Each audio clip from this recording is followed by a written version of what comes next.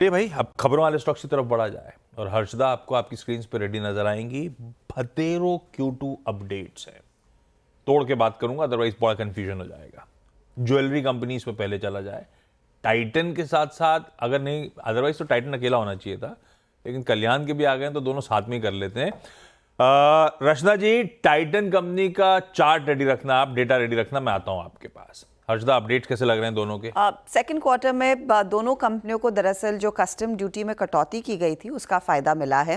Titan के साथ शुरुआत करेंगे आशीष, जहां पर 25% तक की ग्रोथ इस क्वार्टर में कंपनी ने रजिस्टर की है। ज्वेलरी बिजनेस उस लिहाज से करीब 26% बढ़ता हुआ दिखाई दिया है। कंपनी बेसिकली यही कह रही है कि देखिए, वो कस्टम ड्यूटी कट की वजह से डिमांड में खासा इजाफा बनता दिखाई दिया, तो उसका हम फायदा उठा पाए हैं। दूसरी तरफ जो इनके वर्टिकल्स हैं, वॉचेस एंड वेरेबल सेगमेंट में लगभग 20% तक का इजाफा है साल दर साल। इनका आईवेयर सेगमेंट वैसे भी सबसे कमजोर कड़ी रहती है इनके पूरे बिजनेस में, वहां पर 6% तक की ग्रोथ है। इमर्जिंग बिजनेस 14% बढ़कर आया और कैरेट लेन में करीब 28% तक की वृद्धि देखने को मिली है। कंपनी अपने फुटप्रिंट पर जोर दे रही है, तो 75 नए स्टोर्स दरअसल इस क्वार्टर में इन्होंने खोले हैं। मक्वारी ने इस अपडेट पर 4100 का टारगेट दिया, यानी कि पिछले क्लोजिंग प्राइस से करीब 11% की अपसाइड की बात हो रही है। कल्याण ज्वेलर्स पर आते हैं तो इनकी अपडेट भी अच्छा है। 37% तक की ग्रोथ कंसोलिडेटेड बेसिस पर देखने को मिलेगी, यह कंपनी ने शेयर किया है।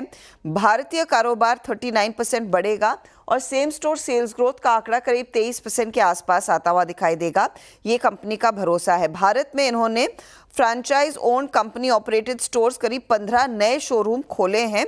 मिडिल ईस्ट में कारोबार में करीब 14% तक की वृद्धि देखने को मिल रही है, ये भी उन्होंने कहा है।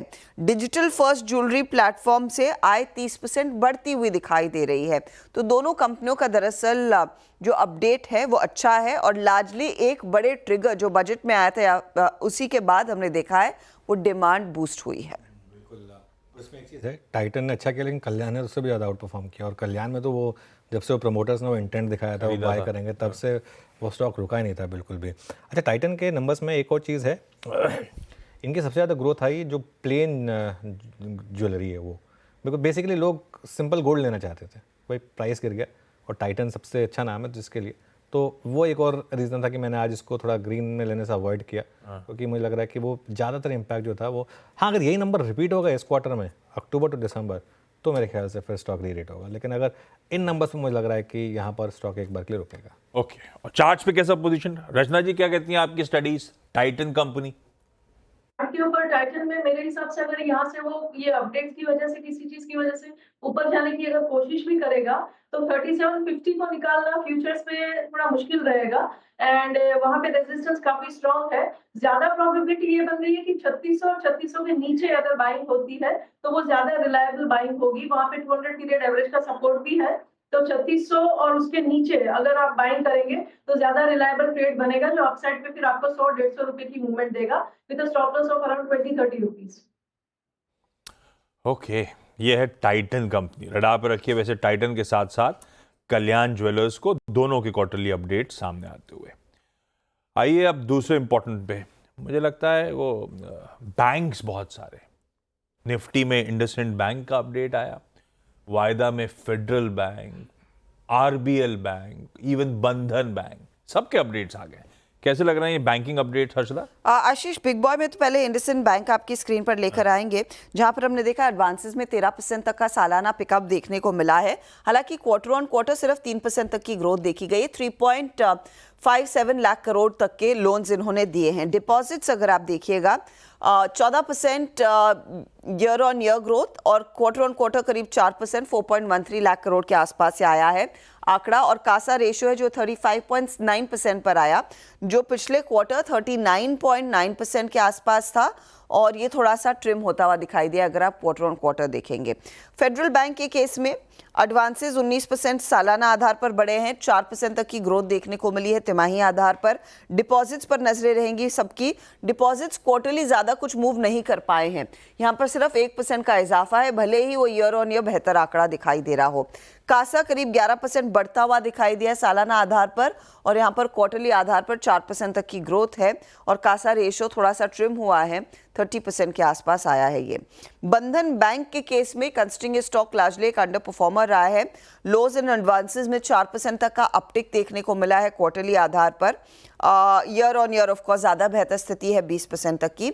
डिपॉजिट बेस आप देखिए 7% तक की ग्रोथ देखने को मिली है क्वार्टरली आधार पर, ईयर ऑन ईयर वो 27%, और इनके कासा डिपॉजिट्स में भी 6-6.5% तक की वृद्धि देखी गई है। रिटेल डिपॉजिट्स भी 5% बढ़कर आए हैं, और इनके बल्क डिपॉजिट्स में 11-11.5% का पिकअप देखने को मिला है क्वार्टरली बेसिस पर। तो ये इनफैक्ट वो नंबर्स हैं इन तीनों बैंकों के जो आप क्लियरली रेडार पर रखेंगे। फेडरल ओके है, बंधन ज़्यादा बेहतर है। दूसरी तरफ आप 3 और बैंक रखेंगे रेडार पर जो वायदे बाजार में हैं। एयू स्मॉल फाइनेंस बैंक, और ये हर क्वार्टर में अच्छा परफॉर्मेंस दिखा रहा है। डिपॉजिट्स में करीब 12.5% का इजाफा देखने को मिला है। ग्रॉस एडवांसेस 6% बढ़े हैं। इनकी जो कासा डिपॉजिट्स है वो करीब 11% बढ़ती हुई दिखाई दी है, तो वो स्ट्रॉन्ग नंबर है, और कासा रेशो भी स्टेडी रहा है इनके लिए। तो इसके साथ ही मैं L&T फाइनेंशियल सर्विसेज भी मेंशन कर देती हूँ, जहां पर रिटेल डिस्पर्समेंट्स 12% बढ़कर आई हैं। रिटेल लोन बुक में 28% का इजाफा दिखा, और रियलाइजेशंस जो है वो करीब 96% के आसपास हैं। सचिन, इंडसइंड बैंक पहले ऑफ हाइज वाला काउंटर है, लेकिन थोड़ा सा फीका मामला है। लोन ग्रोथ ठंडी थी, कासा फीका है, तो इसमें प्लेस्ड कैसा लग रहा है ये स्टॉक इस समय चार्ट्स पे? क्या करोगे आप इंडसइंड बैंक पे? आशीष जी, इमीडिएट ट्रेंड थोड़ी सी वीक ही है। इनफैक्ट जिस इंटेंसिटी से इसने 1450 का जो लेवल था वो तोड़ा था, अपने 200 डे एक्सपेंशन मूविंग एवरेज के नीचे वापस जो स्लिपेजेस हुए, उसके बाद सेलिंग प्रेशर थोड़ा सा बढ़ा हुआ है। तो मुझे लग रहा है थोड़े से और थोड़ा सा और प्रेशर में आ सकता है काउंटर। जो इमीडिएट सपोर्ट हम ऑब्जर्व कर रहे हैं वो लगभग अराउंड 1380 से लेके 1365 के आसपास है, एंड मुझे लग रहा है वहां पर एक रिवर्सल बनना चाहिए। तो आई थिंक यहाँ पर सिंस सपोर्ट्स के काफी नजदीक है, तो यहाँ पर बाय ऑन डिक्लाइंस की रणनीति होगी। बट अगर मोमेंटम आपको चेस करना है तो आई थिंक क्लियरली जिस तरीके से स्ट्रक्चर है 1430 एक काफी इंपॉर्टेंट हर्डल है। उसके ऊपर अगर सस्टेन हो जाता है, एक अच्छा कॉन्फिडेंस स्विंग बनता है, तो उसके बाद मुझे लग रहा है डायरेक्शन मोमेंटम काफी शानदार हो सकता है। तो फिलहाल 1430 से लेके 1365 इस पर्टिकुलर रेंज में ऑस्किलेट होने की ज्यादा प्रोबेबिलिटी नजर आ रही है। ओके भाईती साहब, फेडरल बैंक, अपन बंधन बैंक की तो खैर अपफ्रंट बिग स्टॉक्स में चर्चा कर चुके हैं, देखते हैं बिहेवियर कैसा रहेगा उस अपडेट के बाद। लेकिन फेडरल बैंक, इंडसइंड अगर फीका था तो फेडरल में भी कुछ खास नहीं है। डिपॉजिट ग्रोथ हो, एडवांसेस हो, कमजोरी नंबर देखने को मिल रहा है। चार्ट्स पे कैसा प्लेस भाईती साहब फेडरल?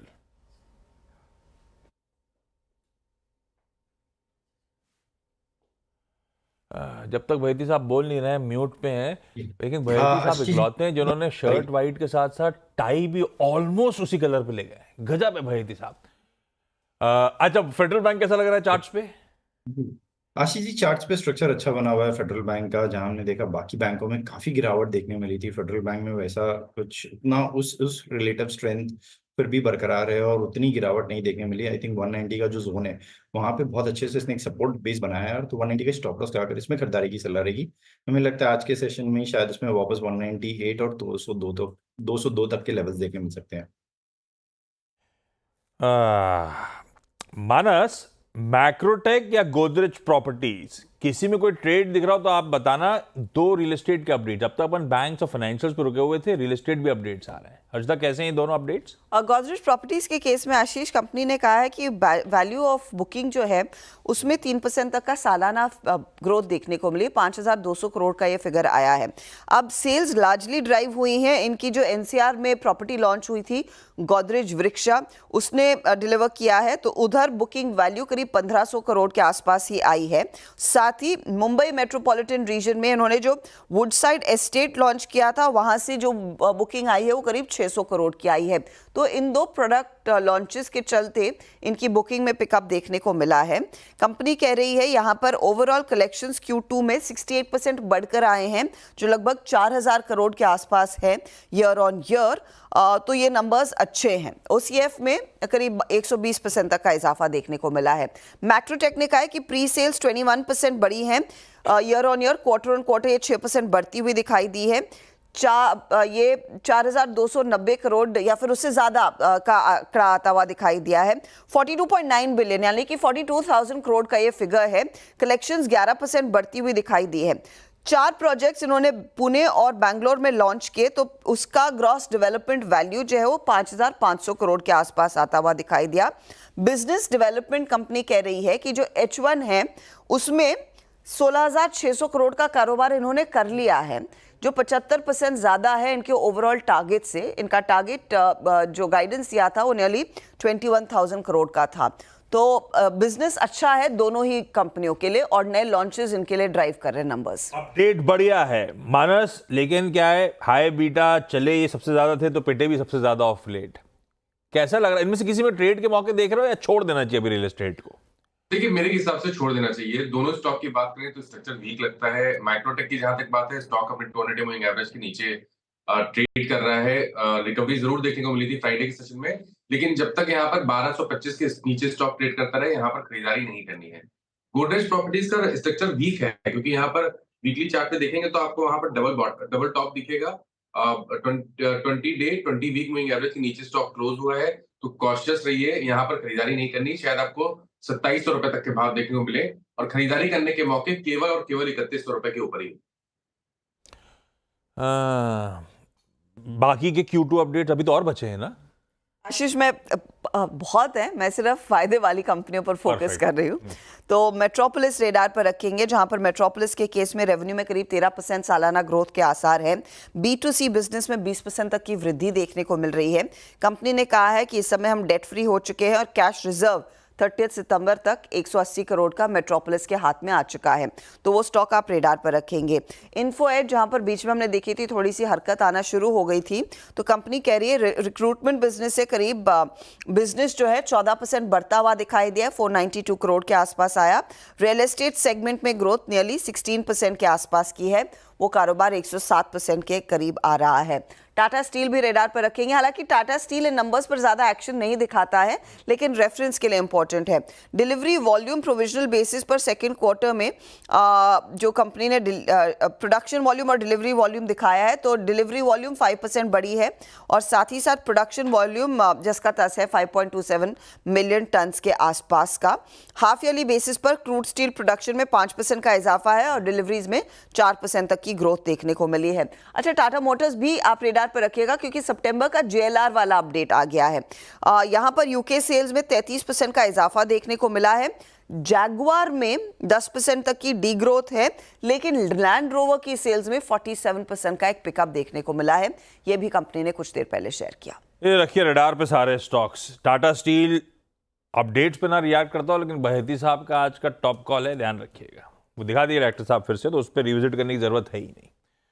बाकी के स्टॉक से न्यूज़ पे जाऊं उससे पहले ब्रोकरेजेस रेडार पे क्या ये जान लेते हैं। और दो ही लोग फेस्टिविटीज़ को दरअसल एंजॉय कर रहे हैं। एक आपने बहेती साहब को देखा जो टाई तक वाइटिश पहन के आए, और दूसरा कंचन को दिखाई स्क्रीन पे। ये देखिए आप, कंचन जी कहाँ थी आप पिछले हफ्ते? घर गई थी सर मैं। कैसा रहा? बस बढ़िया, घर तो हमेशा ही अच्छा होता है। हाँ, अब मुंबई भी आपका घर ही बन गया है। खैर, ब्रोकरेज के रडार पे क्या? जी, HDFC बैंक की बात करते हैं। सबसे पहले मॉर्गन स्टैनली की यहाँ पे खरीदारी की राय है और जो लक्ष्य है वो कर दिया है 1850 रुपए का। अगर हम लोन ग्रोथ देखें तो वहां पे हमें Q-on-Q बेसिस में 1.3% का एक अपसाइड देखने को मिला है, लेकिन ईयर ऑन ईयर बेसिस में ये 11% से घट के 8% पे आ गया है। इसके अलावा जो लिक्विडिटी कवरेज रेशियो है उसमें एक अच्छा खासा सुधार आता हुआ दिखाई दिया है, यानी कि ये 123% से बढ़ के हो गया है 127% क्वार्टर ऑन क्वार्टर बेसिस पर। इसके अलावा अगर हम फार्मा सेक्टर में सन फार्मा की बात करें तो यहाँ पे यूबीएस ने खरीदारी की राय दी है और कल की क्लोजिंग से देखें तो रफली हमें टारगेट में करीबन 25% का एक अपसाइड देखने को मिल सकता है। अगले 3 साल में जो कंपनी का स्पेशलिटी सेगमेंट है वो प्रॉफिट में 30% का एक कंट्रीब्यूशन दे सकता है, जिसके चलते एक री रेटिंग की संभावनाएं भी जताई जा रही है। इसके अलावा जो कंपनी का लार्ज कैश बैलेंस है और जो इनका स्ट्रॉन्ग फ्री कैश फ्लो है, ये भी इस सेगमेंट को एक मजबूत बनाए रखने में मदद कर सकता है। कंपनी के पास अभी जेनरिक लॉन्चेस काफी अच्छे लाइंड अप है, जैसे कि लेंड्रियोटाइड और साथ में टोल्वाप्टेन। जो लेंड्रियोटाइड होता है बेसिकली ये एक्रोमेगाली कंडीशन को ट्रीट करने के काम आता है और साथ में जो टोल्वाप्टेन है वो हार्ट पेशेंट्स के लिए काम आता है। ये डॉक्टरी की स्किल्स हैं जो आपके सामने आ रही हैं। डिटेल भी दे दी आपने, हालांकि जो समझाया था वो जितना ड्रग का नाम कंफ्यूजिंग था उतनी बीमारी भी कंफ्यूजिंग थी मेरे लिए। लेकिन यूबीएस की, सन फार्मास्यूटिकल्स की, एचडीएफसी बैंक हो गया जी, एचडीएफसी बैंक रडार पे रखिए, दोनों पे थम्स अप आता हुआ ब्रोकरेजेस का। तो ये 2 दिग्गज स्टॉक्स आ गए। बाकी स्टॉक्स न्यूज़ हर्षदा क्विकली कौन कौन से बचे? आशीष, लुपिन रडार पर रहेगा। यहाँ पर यूएस एफडीए की तरफ से एक प्री क्वालिफिकेशन जांच हुई थी पुणे की फैसिलिटी की, इनकी जो बायोलॉजिक्स की यूनिट है, 5 ऑब्जर्वेशंस पाए गए हैं। दूसरी तरफ जियो फाइनेंशियल रडार पर रखिएगा। सेबी ने अप्रूवल दे दिया है, in principle approval black rock financial और कंपनी का जो को स्पॉन्सर्स के तौर पर अपना म्यूचुअल फंड बिजनेस लॉन्च करते हुए दिखाई देंगे। सेनको के बोर्ड ऑफ डायरेक्टर्स की तरफ से अप्रूवल आया और ये मुझे थोड़ा सा सरप्राइजिंग लगा क्योंकि रीसेंट लिस्टिंग है। क्यूआईपी के जरिए करीब 500 करोड़ कंपनी रेस करना चाहती है। साथ ही साथ एक स्प्लिट का भी विचार किया हो रहा है। इनफैक्ट वो अप्रूवल आ चुका है कि एक शेयर को 2 भागों में बांटा जाएगा और वो इवेंचुअली इम्प्लीमेंट भी होगा। अच्छा, आरबीआई का एक सर्कुलर आया है ओवर द वीकेंड और उसमें आप कुछ बैंकों पर फोकस करेंगे। आरबीआई ने, आपको याद होगा, वो गोल्ड लोन कंपनियों पर कुछ दिन पहले वो सर्कुलर जारी किया था। अब जो सर्कुलर आया है वो बेसिकली आरबीआई कह रहा है कि किसी भी बैंक की अगर एनबीएफसी सब्सिडरी है तो उसे बेसिकली अपर लेयर एनबीएफसी के सभी नियमों का पालन करना पड़ेगा। ये बैंक की तरफ से, आरबीआई की तरफ से क्लियर गाइडलाइन आ चुकी है। अब आरबीआई ये भी कहता है कि एक सिंगल एंटिटी को एक ही कारोबार करना है, यानी कि अगर आपका कोर बिजनेस है लेंडिंग का और डिपॉजिट लेने का तो ये बैंक ही करेगा, आपकी सब्सिडरी नहीं करेगी। ये क्लैरिफिकेशन आया उस पर्टिकुलर सर्कुलर में। साथ ही साथ ये भी कहा गया है कि एग्रीगेट इक्विटी इन्वेस्टमेंट्स आपकी कैपिटल और रिजर्व को जोड़कर 20% से ज़्यादा नहीं होने चाहिए। इस सर्कुलर में ये भी मेंशन किया गया है कि देखिए, हायर विजिलेंस ट्रैक होगी इन सभी एनबीएफसीज पर जैसे ही अपर लेयर एनबीएफसीज पर होती है और ऐसी स्थिति में शायद लिस्टिंग नॉर्म्स भी इनको कंप्लाई करने पड़ेंगे। 2 साल का टाइम दिया गया है, जब तक वो फाइनल सर्कुलर आने के बाद 2 साल का टाइम मिलेगा इनको लिस्टिंग के लिए। तो Axis, HDFC bank, Federal bank, Kotak Mahindra bank, इन पर ये लागू हो सकता है, ये रिपोर्ट्स कह रही हैं। रखिए तमाम स्टॉक्स रडार पे, मुनाफे की तैयारी पूरी। क्विकली छोटा सा ब्रेक के उस बार आज का पहला सौदा।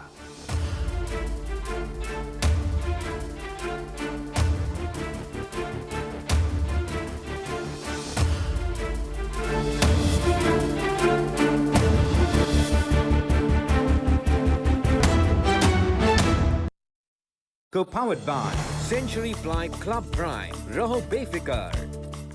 टिप चाहिए, पैसा लगाना है तो सेंचुरी प्लाई क्लब प्राइम पे लगाओ। डूबेगा नहीं, जलेगा भी नहीं, कोई खा नहीं जाएगा और मिनिमम 30 साल का रिटर्न देगा। अब इससे बेटर इन्वेस्टमेंट है तो बताओ? सेंचुरी प्लाई क्लब प्राइम, रहो बेफिक्र। Co-powered by Century Ply Club Prime. रहो बेफिक्र।